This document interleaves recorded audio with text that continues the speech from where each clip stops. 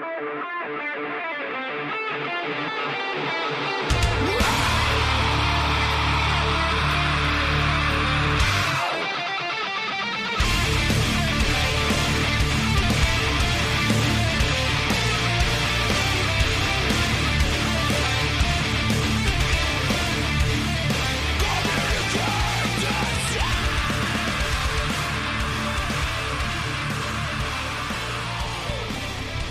right.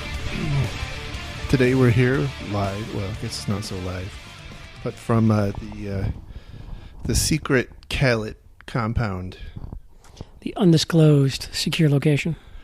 So yeah, we've been off the air for a little while due to some interesting events. So, but we're here now, and Mr. Kalat's with us. So, why don't you say hi?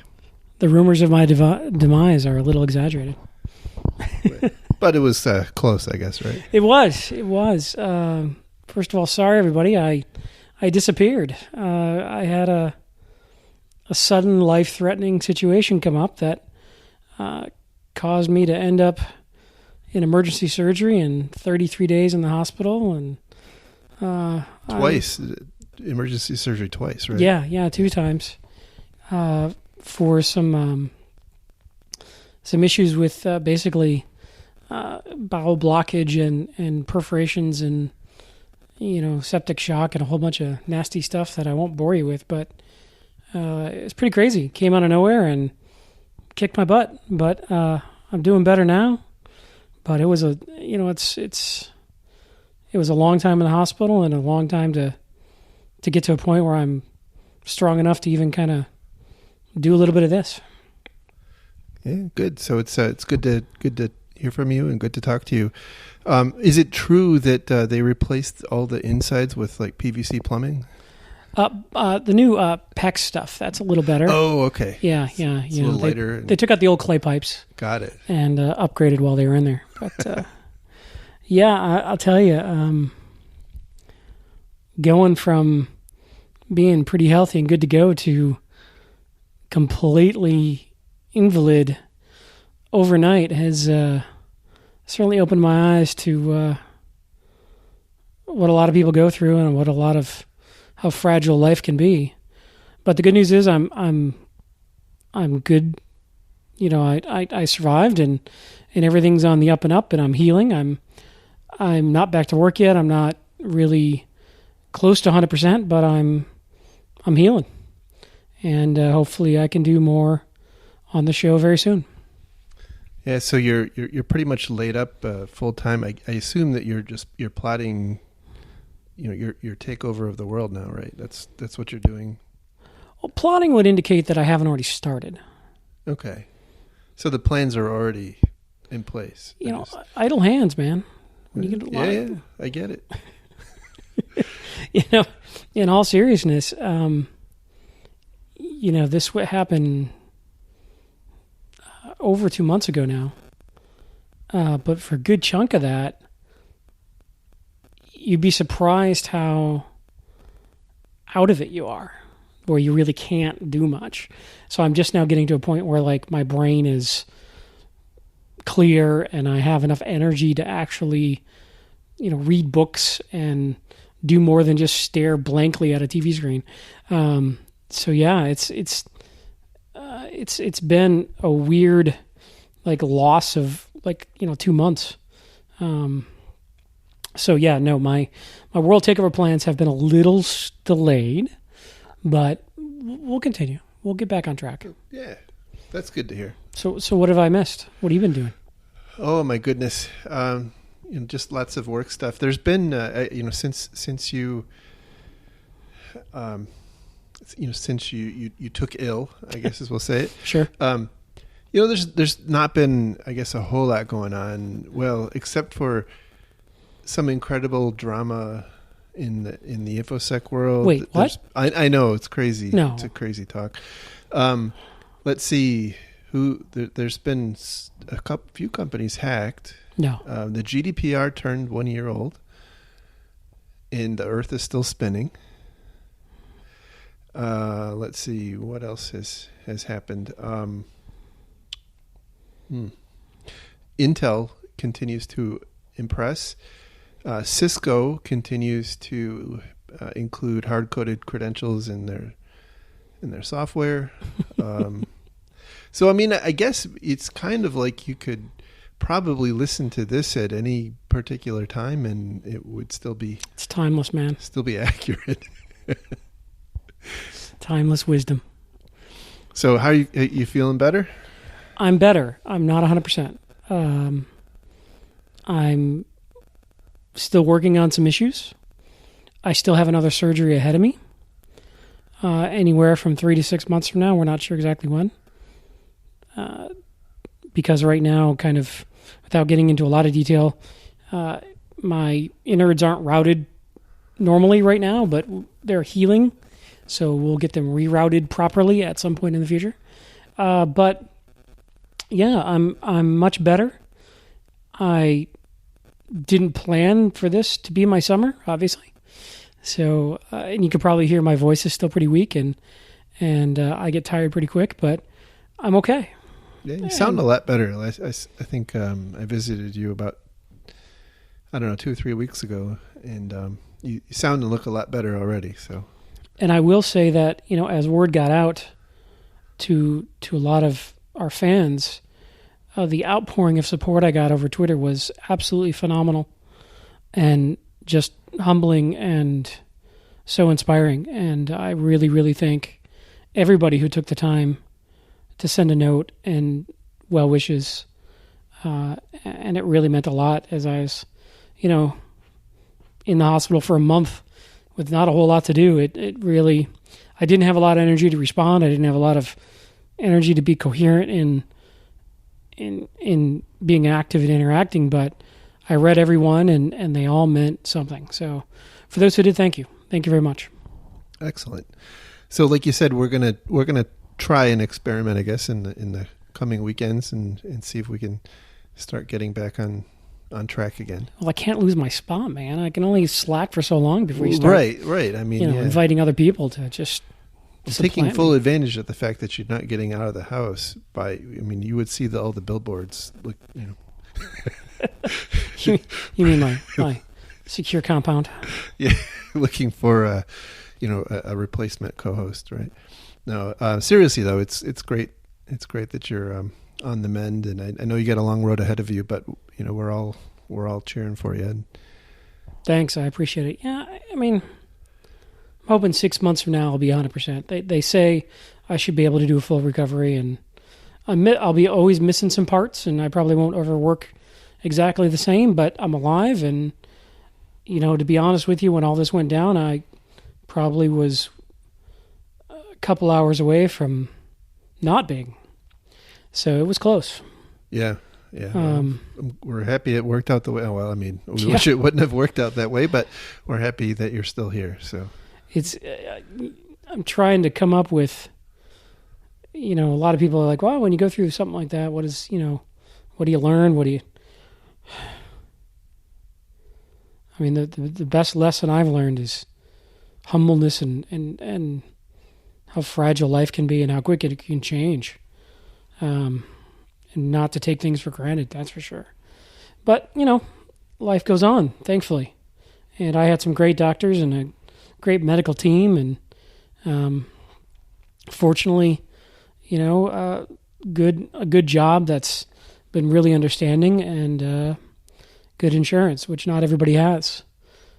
So, you know, I was in a fortunate spot for this to happen, if it had to happen. And now it's just a matter of kind of putting things back together and getting strong again. Yes, indeed. So have you done any reading? You know, the Verizon DBIR. Wow, I can't even say that right anymore.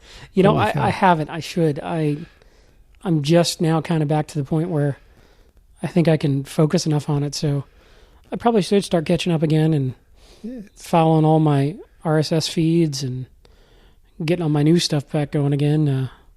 So yeah, I'll try. Can read all about how you know there was just to kind of talk shop for a little bit, right? There was an interesting couple of things happened almost back to back. Intel released or announced their vulnerability. Well, it was a coordinated disclosure, right, of the zombie load and associated vulnerabilities, which are similar in nature, but not exactly the same to Meltdown and Spectre. I think the good news is that a lot of the cloud companies where this was most prominently going to be a problem seem like they've kind of caught a stride in terms of being able to handle this and address it quickly. But kind of close on the heels of that was the Bluekeep vulnerability, which was affected RDP on older versions of Windows, and the expectation was and still is that there may be a worm yet to come. So people still have problems patching, I guess. Yeah. Well, it's funny. I remember when the first sort of firmware issues, hard-coded vulnerabilities started showing up in the chips and the chipsets. We had talked about on the show, and you had predicted that there's likely to be more as more people started looking at that class of vulnerability, and sure enough. And, ditto with more and more worms showing up.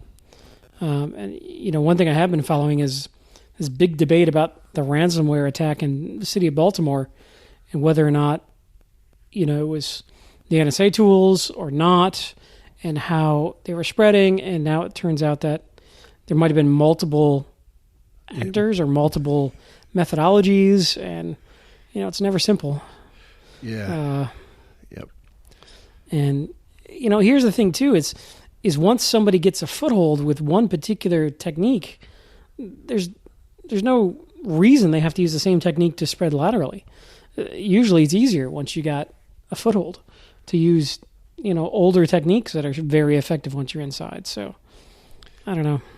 Yeah. The thing that this long concerned me, and we saw it with NotPetya, right? The tactics, NotPetya, a lot of people still seem to think that NotPetya propagated using the Eternal Blue vulnerability, but it certainly had that capability, but that's not the major way that it propagated. It propagated through bad Active Directory and Windows credential configurations and whatnot, which is a very common tactic used by a lot of adversaries and also a lot of pen testers. And it occurs to me that we have I should say the adversaries have a lot of fertile ground for automating, kind of scripting out what would otherwise be manual type attacks. And and from the outside, these look like they're super sophisticated. And the only thing that's really sophisticated is it's not a person at a keyboard trying to, do each individual step on each individual system one at a time. It's something that can be scripted out. So I think Team Blue has some challenges ahead of us. Yeah, and I think maybe the bad guys thought that if they did it manually, they could be better at evasion or staying quiet. But we're finding even scripted and even automated, they're not tripping many alarms. So, why stay quiet? Yeah, exactly. Why make your life more difficult? And also if your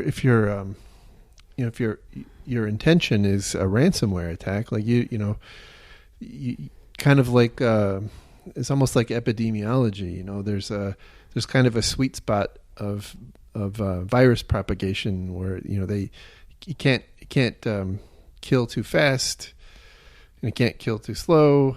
There's kind of an optimal window, and so I suspect the same type of thing is true in the world of ransomware, but it's going to be a lot faster than we're probably comfortable with. But at the end of the day, their incentive is to get as many systems infected as fast as possible, and the automation is the way to go. And I I mentioned this on a show that I recorded on my own a couple weeks ago that I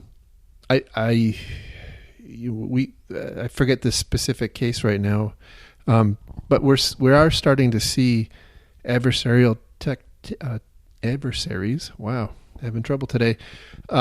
Using IT automation, like so, the automation tools that IT departments are setting up are being compromised and used against us.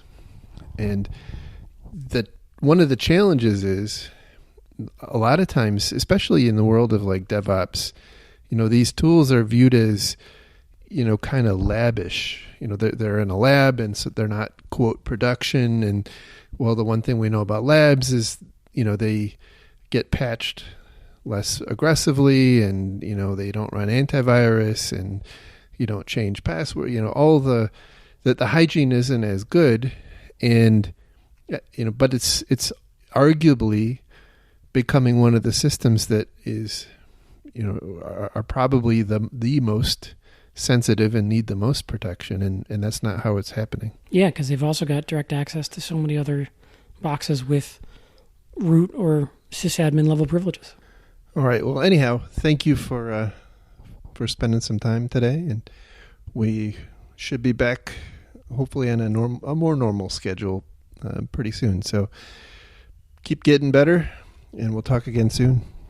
Thanks, man, and thanks for visiting the secure undisclosed location. Absolutely. All right. Take care. And for everybody out there, thanks again for all your support, and hopefully we'll talk a lot more often.